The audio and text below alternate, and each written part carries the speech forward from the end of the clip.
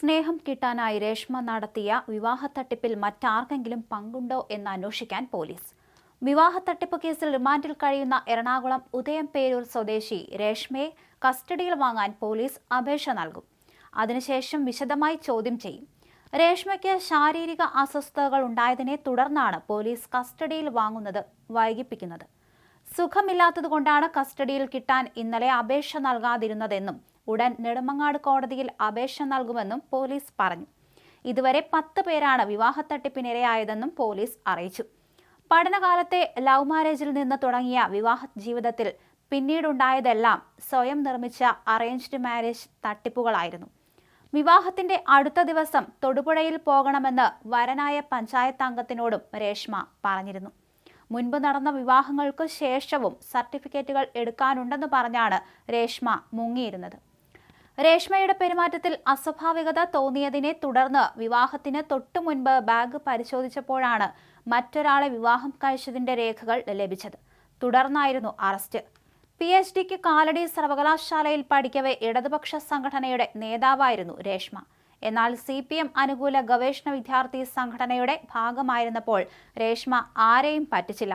പക്ഷേ ഈ സംഘടനയുമായുള്ള ബന്ധം വിട്ട ശേഷം വീണ്ടും വിവാഹത്തട്ടിപ്പുമായി സജീവമാവുകയും ചെയ്തു. സുഹൃത്തിനെ സഹായിക്കാനും രേഷ്മ വിവാഹത്തിന് നിന്നുകൊടുത്തു.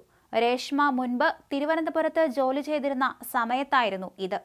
ഒന്നിച്ച് താമസിച്ചിരുന്ന സുഹൃത്തുക്കളിൽ ഒരാളെ വീട്ടുകാർ കല്യാണത്തിന് നിർബന്ധിച്ചു. രേഷ്മയോട് വിവരം പറഞ്ഞ യുവാവ് തന്നെ വിവാഹം കഴിക്കണമെന്ന് ആവശ്യപ്പെട്ടു. യുവാവ് രേഷ്മയെ വിവാഹം കഴിക്കുകയും ചെയ്തു. 3 ദിവസം കഴിഞ്ഞപ്പോൾ രേഷ്മ ഇവിടെ നിന്ന് മുങ്ങിയെന്നും പോലീസ് പറഞ്ഞു. കാലടി സംസ്കൃത സർവകലാശാലയിൽ നിന്ന് ന്യായത്തിൽ PhD ചെയ്യുകയാണെന്ന് രേഷ്മ പോലീസിന് മൊഴി നൽകി. 2017-19 കാലഘട്ടത്തിൽ സംസ്കൃത സർവകലാശാലയിൽ നിന്ന് രേഷ്മ ബിരുദാനന്തര ബിരുദവും നേടിയിരുന്നു. രേഷ്മയുടെ ആദ്യ വിവാഹം 2014-ലായിരുന്നു. പ്രണയവിവാഹമായിരുന്നു അത്. പിന്നീട് ഇയാളുമായി വേർപിരിഞ്ഞു. ശേഷം രേഷ്മ വീണ്ടും പഠനം തുടർന്നു.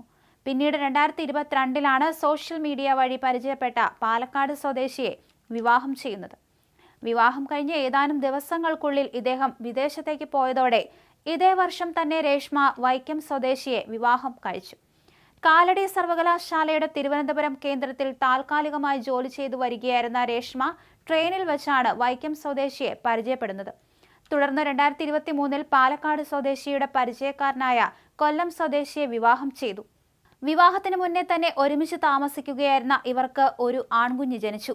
എന്നാൽ വിവാഹം കഴിഞ്ഞ് 7-ാം മാസം യുവതി പ്രസവിച്ചതോടെ കൊല്ലം സ്വദേശിയുടെ കുടുംബത്തിന് സംശയമുണ്ടായി. ഇതോടെയാണ് കുടുംബം പിതൃത്വത്തിൽ സംശയം ആരോപിച്ച് പരാതിയുമായി എത്തിയത്. ഈ സമയത്ത് തന്നെയാണ് പാലക്കാട് സ്വദേശിയും വിദേശത്തു നിന്ന് തിരിച്ചെത്തിയത്. ഭാര്യയെ കാണാനില്ലെന്ന് ഇയാളും പോലീസിൽ പരാതി നൽകിയതോടെയാണ് രേഷ്മ പിടിയിലാകുന്നത്. ജയിലിലാക്കാൻ വേണ്ടിയായിരുന്നു ഇത്. തുടർന്ന് കോടതി ഇടപെട്ട് മഹിളാ മന്ദിരത്തിലാക്കിയ രേഷ്മ അവിടെ നിന്ന് തിരിച്ചിറങ്ങിയ ശേഷം അമ്മയ്ക്കും കൊല്ലം സ്വദേശിയായ ഭർത്താവിനുമൊപ്പം ബീഹാറിലേക്ക് പോയി. അവിടെ അധ്യാപികയായി ജോലി ചെയ്യുന്നതിനിടയിലാണ് ഭർത്താവ് പിണങ്ങിപ്പോയത്. തിരിച്ചെത്തി രേഷ്മ അടുത്ത വിവാഹ പരമ്പരയ്ക്ക് തുടക്കമിട്ടു.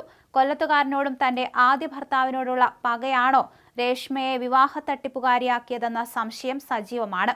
പിടിയിലാകുമ്പോൾ നെടുമങ്ങാടിന് സമീപത്തെ പഞ്ചായത്ത് അംഗം, കോട്ടയം സ്വദേശി, തിരുമല സ്വദേശി എന്നിവർക്കും വിവാഹ വാഗ്ദാനം നൽകിയിരുന്നു. വിവാഹ പരസ്യം നൽകുന്ന ഗ്രൂപ്പിൽ നിന്നാണ് പഞ്ചായത്ത് അംഗത്തിന് രേഷ്മയുടെ നമ്പർ കിട്ടിയത്. ബീഹാറിൽ അധ്യാപികയാണെന്നാണ് പരിചയപ്പെടുത്തിയത്.